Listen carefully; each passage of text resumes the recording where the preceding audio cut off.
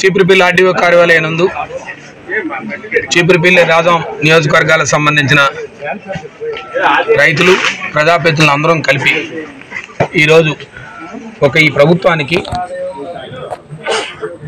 ఏదైతే వ్యవసాయం వరి పంట ఖరీఫ్ సీజన్లో రైతులకి అవసరమైన ఎరువులు ఉన్నాయో అందులో ప్రధానమైన యూరియా కానీ డిఏపి కానీ ఇతర ఎరువులు సప్లై చేయవలసిన ప్రభుత్వం చేయలేక చేతులు ఎత్తేసి ఒక పక్క రైతాంగం ఆగ్రహ జ్వాలలు ఒక పక్క రైతులు యూరియా బస్తా దొరకపడుతున్న అవస్థలను చూసి ఈరోజు ఈ ప్రభుత్వానికి ఒకసారి నివేదించాలి, ప్రభుత్వానికి తెలియజేయాలి రైతుల తాలూకా ఇబ్బందులని చెప్పి ఇవాళ కార్యక్రమాన్ని మేము ప్రజాస్వామ్యబద్ధంగా చేస్తే నిన్నటి రాత్రి నుంచి అనేక ఆంక్షలు, పోలీసులు ఒక పక్క నుంచి మా ప్రజాప్రతినిధుల పక్కన ఆంక్షలు, ఒక పక్క రైతులు భయభ్రాంతులు చేయడం,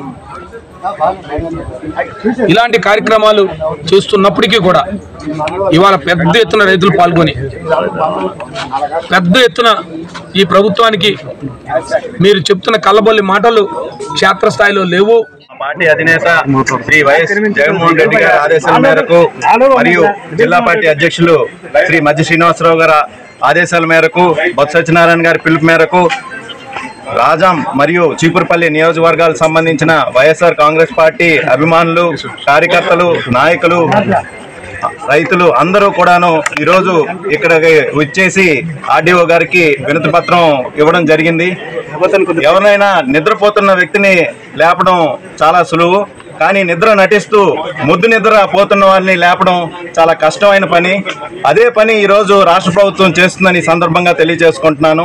రైతులు ఇన్ని కష్టాలు పడుతున్నా సరే ప్రభుత్వాంగం అందరూ కూడాను ముద్దు నిద్రలో ఉన్నారు.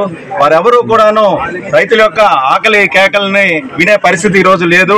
దానికి మేము ప్రజల పక్షాన నిలబడి వైఎస్ఆర్ కాంగ్రెస్ పార్టీ రాష్ట్రం మొత్తం కూడాను ఈరోజు ఈ యొక్క నిరసన దీక్షకు మేము పిలుపునిచ్చాం. ఈ సందర్భంగా మేము శాంతియుతంగా ప్రజాస్వామ్యబద్ధంగా ఈరోజు వస్తుంటే పోలీసులు మరియు అధికార సిబ్బంది అంతా కూడాను మమ్మల్ని భయభ్రాంతులకు గురి చేసి మమ్మల్ని ఇక్కడ రానివ్వకుండా ఆపడం ఎంతవరకు సమంజసం అని ఈ సందర్భంగా ప్రశ్నిస్తున్నాను.